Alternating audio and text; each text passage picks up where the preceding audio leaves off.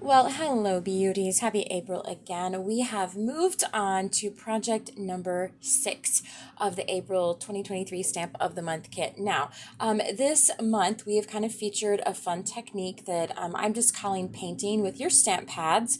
There is one project in this entire kit that actually is not going to feature painting with your stamp pads, and that is today's class. So, just to give you guys a really quick overview, if you want to learn how quickly and easily you can create all of these projects, you guys will want to go over to the YouTube channel and start with the video that's titled Project Number 1 and Project Number 2. That is going to be the mini album pages. And then, of course, you have Project 3, Project 4, Project 5. This will be number 6. So we have these really beautiful watercolored little birdies. Lots of embossed florals, some fun stamping. We've colored some of the dots with our metallic paint markers. Just a lot of fun little tips and techniques that some of those videos that were filmed earlier in the month, they were a little bit longer than today's video will be, just because I am not going to be doing a lot of the repetitive things that we've done in the other classes. But just a quick side note, you guys can get this entire pre-cut project kit when you place a $75 order during the month of April 2023. Now, all of your consumable supplies are included with the exception of the few dots that we use. So you guys can just use some dots from your stash and use that metallic marker and color them all the same color, and it's a beautiful addition to your artwork. So you're going to have your base pages, all of your pre-cut papers, your watercolor paper, all of your card bases and envelopes, and all of those pieces are tucked down inside the envelopes that you've seen me assemble during this month. But this is your gift. It's completely free. You're not committing yourself to a club. You're not committing yourself to ordering every single month. This is just simply a thank you gift from me to show my appreciation that you chose to do business with me and help provide for my family. And so I'm grateful for that. And so it's just my little way of saying thank you. But these will ship to anyone and everyone that places a $75 order that includes the stamp of the month, and it's placed during April 2023. So we're going to go ahead and quickly get started. This is going to be the quickest video of the entire month, because as I said, we're not doing all of the watercoloring and all of that good stuff. So we're just going to go right ahead. It's this very cute, very simplistic little sending birthday wishes card. This fun heart frame is popped up from the surface, and I've created nearly this exact pattern before. It's created by myself. I designed it, oh my gosh, I think I did it like way back in 2020 for a kit. Super cool. But what I did was I placed a piece of acetate behind here, so this essentially became a shaker frame, which was really cool. So if you guys have some acetate or a little bit of packaging, little recycle, upcycle, whatever you want to call it, a little bit of acetate or packaging that you want to add a clear window on front of here, you could put some fun shaker bits on the inside, and this would make an adorable little shaker element on the front of this card. So we're going to go right ahead and get started. We will quickly get our stamping out of the way first. It's not going to take long because we're just going to do just 2 little stamps and 2 different colors. So it says sending birthday wishes. We're going to grab that off of our stamp set. I'm using the Intense Black. Just side note, guys, I don't even use regular black anymore. I haven't had one of those ink pads for probably a few years, because the Intense Black and the Archival Black are the close to my heart permanent inks. And what is great about those is that you can either color them with, as you saw this month, watercolors or shimmer brush or markers or watercolor pencils and re-wetting that, and it's not going to smear or smudge. And your regular black ink does not give you that ability, and they're all the same price. So really, it just doesn't make any sense to me to not have the more versatile inks. So we're stamping with Intense Black and then Pine.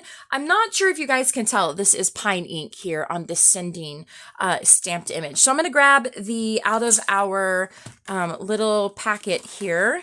We're going to want this cute little thing, and it's going to have a fun little cardstock ribbon that goes through there, and it's going to be just a really cute, very simplistic card when we're done. We're going to do the same thing that you guys have seen me do in previous videos this month. We're using just a little bit of Tombow to stick that down because we don't really have a lot of border to use the magnet.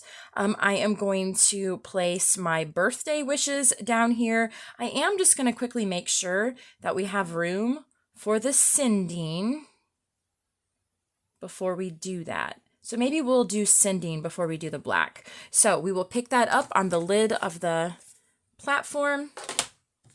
Let's go ahead and ink it up.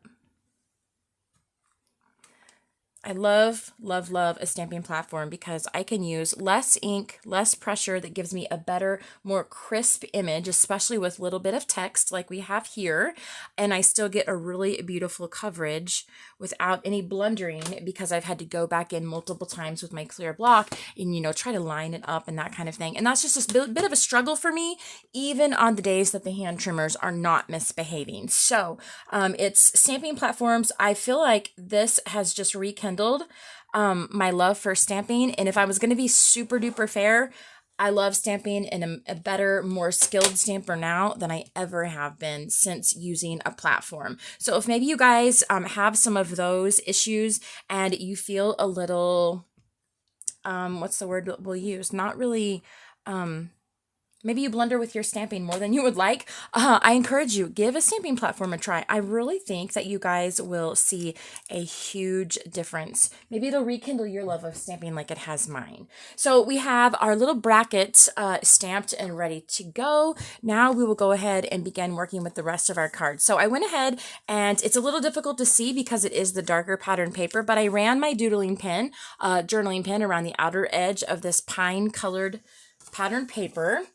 You guys know that I just am a sucker for all the things with the borders and the frames and all of that. And so I always have to find a way to add my little doodles in there. Okay, so we have our card base completely folded down the middle. Let's go ahead and we'll put our foam tape on the back of our yellow frame. So I am using, let's see, we use the regular on palette color for the original, and so that's what we will do again. I am going to, oh goodness, I'm going to grab tweezers if I can find them. There we are. I am going to put quite a bit of foam tape on the back. Now, some of you guys don't care for dimension. I understand. I can't relate, but I understand. I love, love, love dimension on all things, on pages, on cards. I like foam tape is a staple in my office. I love it. So if you guys don't want the dimension, then you can skip this part. But for me, this is my favorite part because I like it to stand up off the surface. To me, in my brain, it just feels even more like art whenever it does that. So we've really got that frame very well supported. So it's not going to crush on us if this happens to be a card that we send through the mail, right? So we've got the foam tape on the back. Now, the next thing that we're going to do, and we're not done with the foam tape yet because I've got a little trick here, but we're going to grab the little espresso piece, and this is going to, we can kind of fold it, but we're not really going to crease it. Just going to kind of find sort of kind of the middle, okay? So then we're going to run this through, and instead of adhering this down with our Tombow or your tape runner adhesive, we're going to put a foam dot right there in the center because I want to have a little bit of that dimension. So I'm going to first cut this off because we want it short enough that it is going to fit inside an envelope. So I have the back piece is a tiny bit, maybe 1/8 of an inch longer than the front. And again, that's just to add a little bit of interest. But we are going to kind of maneuver it around in the position that you would like it. So mine are just slanted, just a tiny bit. And then we're going to grab one more foam dot. And we are going to add it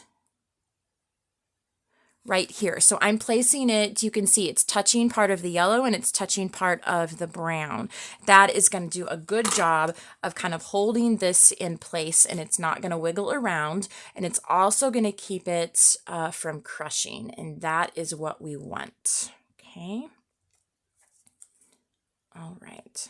So I'm just loosening that up a little tiny bit because I stuck it down and it was a little tiny bit kind of tilted over to the left. I wasn't paying enough attention there. So let's go ahead, and now we're going to make sure that our scrap of our yellow and green pattern paper is directly behind this frame. So what we're going to do, we're going to put in another layer on top with our fun little stamped bracket up here. So what we want to do is add all of this down before we put the stamp bracket on, and then the last step will be adding it to the card base, because the edge of the espresso little cardstock ribbon is actually tucking back under behind the green pattern paper. And you know, to me, if I'm able to hide the ends of something, you know, so you have a cleaner edge, nicer edge, that type of thing, then I'm going to do it every time. And so rather than cut it off flush where potentially my adhesive could lift, or maybe I didn't get it perfectly straight or that kind of thing, you can cover all of that just by creating the piece a little bit longer, which we did, and tucking it back behind. So now what we'll do is we will see if we can get this centered here without any of it showing through. Perfect. We did well, friends. We did well. Now we'll add just a little bit of Tombow around the edges. As I said, it's pretty well supported, so I don't really feel like it's going to get crushed or anything like that. So now this is going to go in the center-ish, okay? So it's going to be slant, it's going to be kind of brought down just a little tiny bit because, again, that espresso little ribbon, if you will, is going to peek up a little bit past there, and we want it to still be short enough that it is going to fit inside an envelope.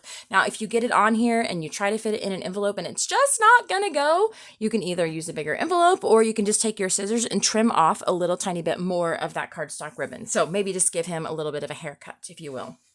So now we are going to grab our espresso, the color of espresso that you want to be seen in the front. Make sure that that is showing. This is going to go back underneath behind here, okay? But what we're going to do first is we're going to add a little bit of adhesive. That is going to keep our ribbon cardstock strip, aka ribbon, on this project. That's going to keep it kind of where it's supposed to be. It's not going to move around. If we didn't put the adhesive on the back of the little banner, then when we place it onto the card, the white piece could shift around and slide back and forth, and that's not a good look. We don't want to do that. So we will now be ready to place it right here in the middle, and you can see it's long on purpose, so it's going to pop behind. But what we're going to do to keep this part from getting crushed is we're going to add just a few more bits of foam tape there in the center.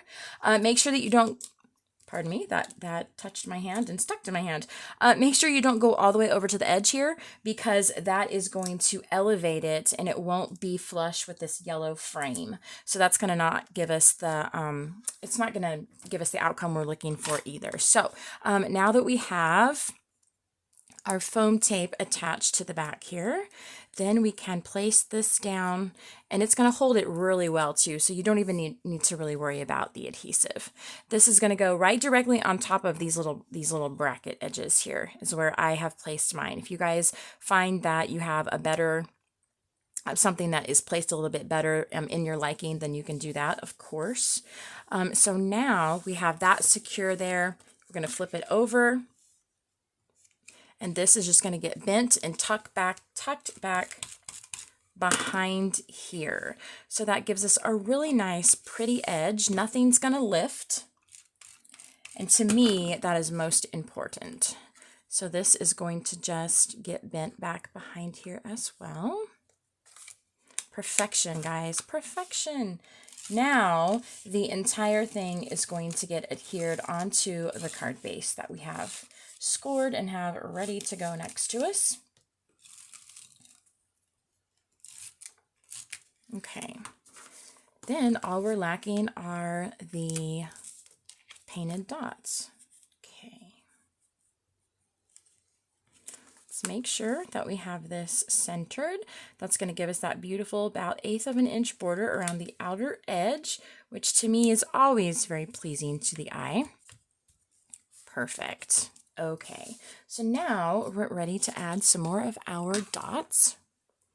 Now, just like I've shown you guys in the past, occasionally you will get some of that, like a little bit of a ring of paint down at the bottom. The more coats you put on, the more paint you will have. It's not really a big deal. All you have to do to get rid of it is to pick it up and rub it in between your fingers. So you're just going to kind of do this number, and that will just kind of crack off and fall off. So you don't notice the paint that way. Now, as I said, it doesn't do that all the time. And I find that the more coats you put on there, the more chances that you have that little ring down at the bottom.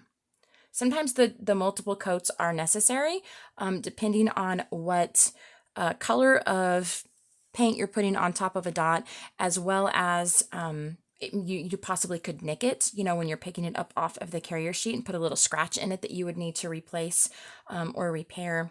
And it also depends on the finish. I have noticed that some of the dots that have more of a slicker finish, it requires an additional layer of the paint so that you get a really good even coverage. More of the matte dots, I don't notice that. And this is a prime example here.